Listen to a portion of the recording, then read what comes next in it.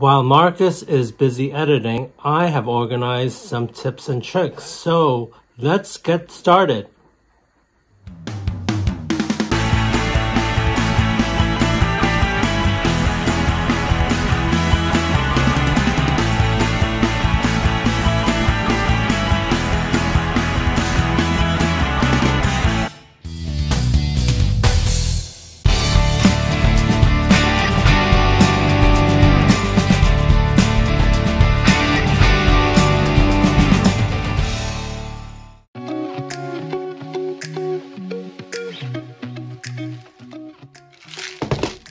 If you are hanging clothes inside like I do, you will notice that it's quite humid and it's really expensive to have those electric dehumidifiers.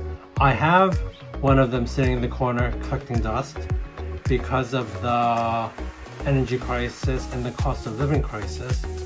We haven't been using them because it's just too expensive, and I think I have a solution for you. These are interior dehumidifiers. So it comes in lemon and rose flavor, scented, So the instructions say, remove plastic lid, peel back foil wrapper, leaving a white layer over the top. This layer allows moisture in and keeps the crystals safe. Do not remove or pierce this white layer. Replace the plastic lid. Place in a suitable area. Once product has absorbed the full amount of water, when all the granules have turned to gel, place in a plastic bag and throw away carefully with normal household waste. Depending on levels of humidity in the atmosphere, the product may last for between 3 to 6 weeks. Not recommended for use in bathrooms. So in essence, these beads or balls are going to suck out all the moisture from the atmosphere and help prevent any mold or any black mold from forming. So I think this is a good way to keep humidity levels at bay and also helping you watch your wallet and save money in the process. Because I don't have nails or not sharp enough, use a scissor to pierce this plastic wrap.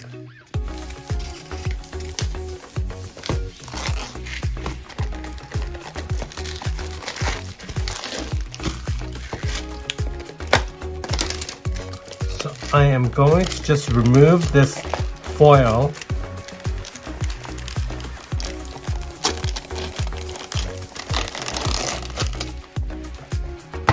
It says to leave this white layer on.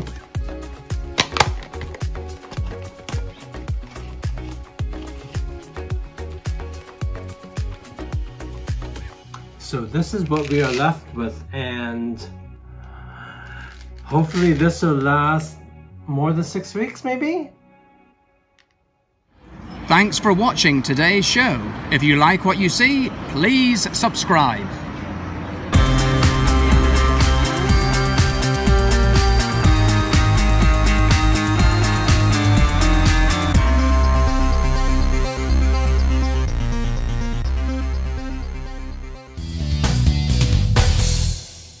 Don't you just hate it? You're out at the seaside, you're eating fish and chips, and then all of a sudden a great big greasy chip falls down your front and you get a stain on your t-shirt.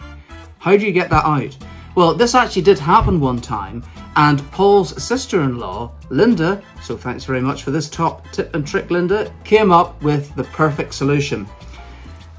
Talcum powder. Now this is what we're going to do.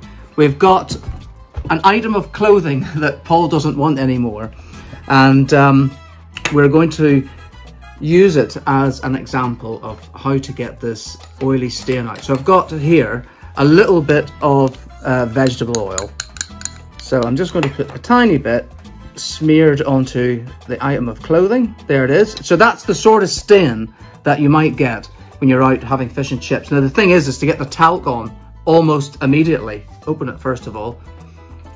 And if you're like me, you will carry talcum powder with you at all times. Is that enough, Paul, do you think? More. Be generous with it, right? More? Yeah. Keep going. Cover all the bits. Cover it all, and then do I rub it in? No. You just leave it? You just leave it. Okay, so basically, I think what happens is that the talc will absorb the oil.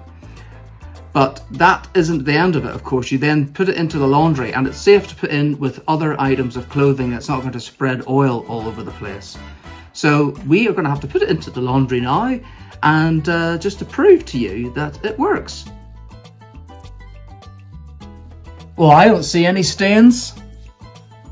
Do you?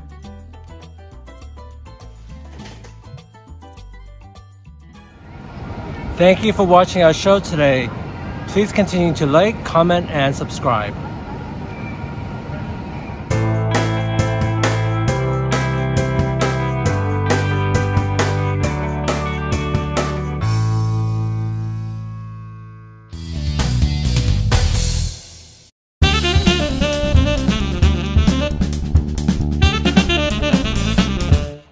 Do you have one of these under your cupboard somewhere? Well, I bought this recently, and then I saw this money-saving program, and then they were speaking to a laundry specialist, and it was mentioned that fabric conditioner is appealing just for the smell. It's not really good for the clothes because of the ingredient in it that makes the clothes not breathable. So you're basically kind of like wearing something like a straitjacket where you can't really move properly, and it's basically sticking to you. Whereas white vinegar, I know this is a bit scary how much I have, but the white vinegar has such a good job in that it does make the clothes softer with each wash. So I have stopped using the fabric conditioner even though I have almost a whole bottle left, and I am going with the white vinegar because it's better for you and it's also better for the environment. So I should put in some laundry right now.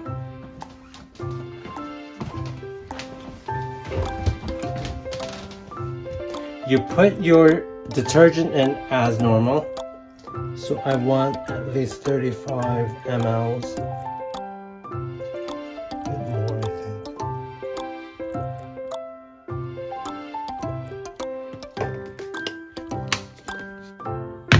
Other brands are available. So you just empty that directly into the drum? So yeah, it says to just put it straight into the drum without putting it into this top bit, because that's where all the gunge accumulates. And so I've recently started using the gel because I do like the fact that you can put it on such low temperatures. This says between 30 to 60, but I will give you another trick. I like putting it onto 20. So I turn this on. What about the vinegar? Should I do the vinegar first? It goes into the drawer? Yes. So this is where I would normally put the conditioner. So like about 3 to 4 teaspoons. And it doesn't make the clothes smell of vinegar, does it? No, because this isn't such a big amount of vinegar. It's minimal compared to the Ariel. So this isn't gonna leave it smelling because I've used it and you haven't noticed the smell, have you? No. Okay then, because I know how much you like vinegar. 20 degrees? So things are cleaned normally also at lower temperatures. So you don't have to be using 40 degrees because that's just gonna cost a lot more in terms of heating up the water, and we're all trying to cut our costs right now. And for how long does this go on? Well, we're still doing it for 59 minutes.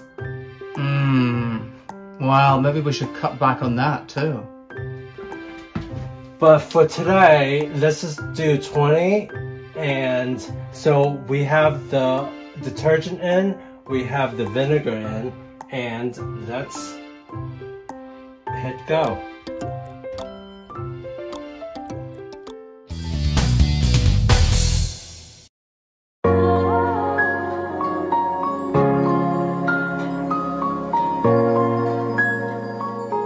You know how you sometimes get those sticky labels that you just cannot get off? Well, here is a top tip, thanks to my colleague Alex for this. By using a few drops of lighter fluid directly onto either the surface of the sticker that you want to get off or onto a paper towel and then rubbing it onto the sticker, it should come off. Now, I've not tried this. This is the first time I've ever done it. I haven't rehearsed it, so it could all go terribly wrong. So I'm going to get a couple of sheets of kitchen roll here because I don't even know what the lighter fluid's going to be like, and I don't want any of it to go on my skin because it might burn. And the label that we're going to get off, this is just purely for show here. We haven't actually stolen something. I want to get this security protected label off this lovely bottle of vodka that Paul paid money for in the shop. It's just to experiment with this for the top tip and trick, you see. Honestly, it's not stolen. Okay, so let's give this a go. Paul has very kindly opened the spout for me, so I'm going to, I don't even know how much I'm supposed to pour on, a few drops or something. So here we go. Oh, it just sort of spurts out onto there. It is extremely flammable, so make sure when you're doing this there are no flames or anything like that, and don't smell it if possible as well. Okay, so I'm going to rub this around the label.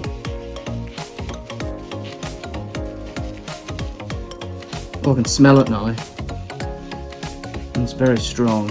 You forgot to mention the ventilation. Yes, make sure there's ventilation. Thank you, Paul. So we've rubbed this all around the label. I'm not sure if I should leave it sitting for a moment or two, but let's see what happens. Now, I promise you, it really was not easy to get off before, and you can sort of see here. If I pick around it,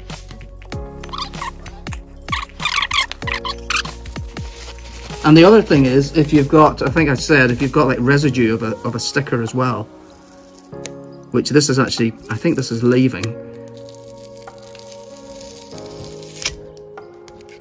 Okay, so it's come off, but it's left some residue, which is good because it means that we can try to experiment with the rest of it and see if that comes off. So I'm going to, yeah, I'm going to put more on.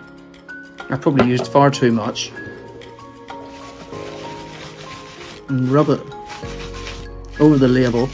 Now, with these security tags or labels, I'm not sure exactly what sort of sticky substance they use and whether this is actually containing some information, so it may not take it all off, but it's certainly cleaning up the rest of it. Okay, where should we go? Should we try from here?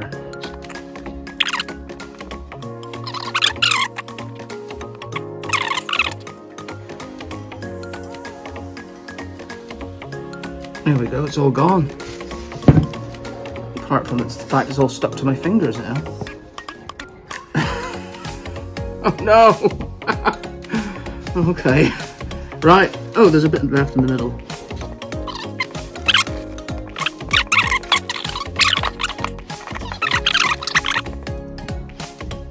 It is coming.